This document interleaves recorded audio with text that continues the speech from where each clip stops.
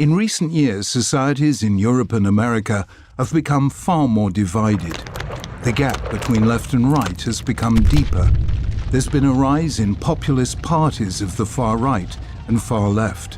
The extremes are growing, and the centre ground is being abandoned. This is the politics of anger. Why has it happened? And can we create a different kind of politics, the politics of hope? The starting point has to be the fact that for the past 50 years, societies in the West have been dominated by two institutions, the state and the market, politics and economics, the logic of power and the logic of wealth. The state is us in our collective capacity. The market is us as individuals. And the great debate has been about which is more effective in creating a better future. The left tends to favour the state. The right tends to favour the market. But what if this entire way of thinking leaves out something essential? We can see this by asking some simple questions. Suppose there's an organisation in which you have total power. One day you decide to share it with 9 others. How much power do you have left? 1/10 of what you began with. Now suppose you have £1,000 and you decide to share that with 9 other people. How much do you have left? 1/10 of what you had before. That's because in the short term, power and wealth are zero-sum games.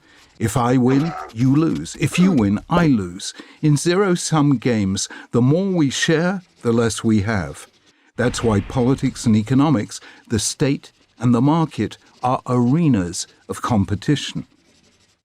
But now, suppose you decide to share with 9 others not power or wealth, but love, or friendship, or influence.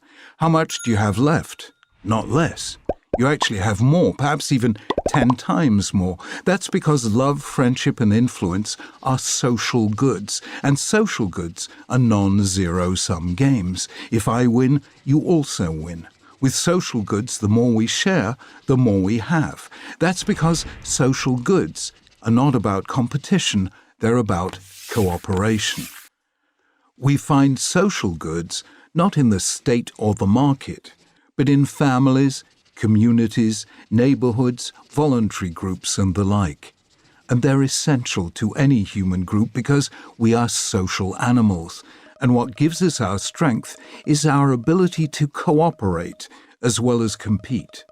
A world with competition but no cooperation would be lonely, nasty, and fraught with conflict. To understand the difference between these two kinds of interactions, we need to make a distinction between two ideas that sound similar but are actually not, namely a contract and a covenant. In a contract, 2 or more individuals, each pursuing their own interest, come together to make an exchange for mutual benefit. So, for instance, when I buy something from you, you give me the item or the service I want, and in exchange, I pay you. That's a commercial contract, and that's what makes the market economy.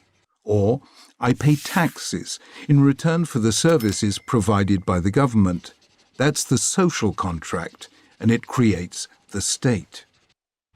But a covenant is different. The simplest example of a covenant is a marriage.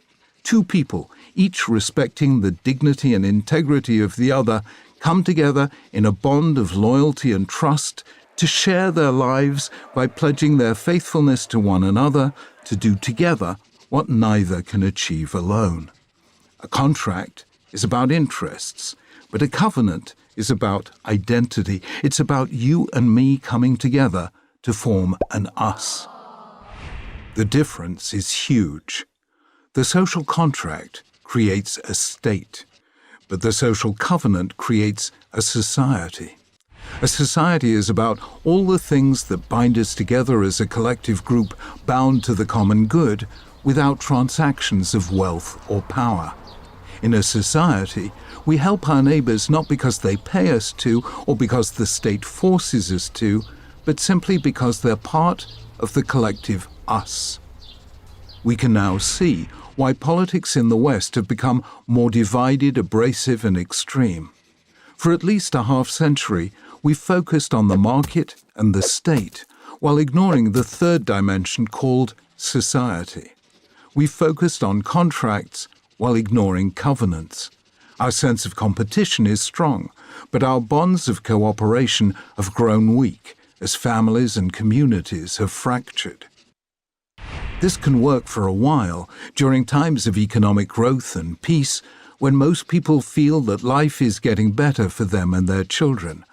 But when they feel that life is getting tougher for them and their children, it all begins to go wrong.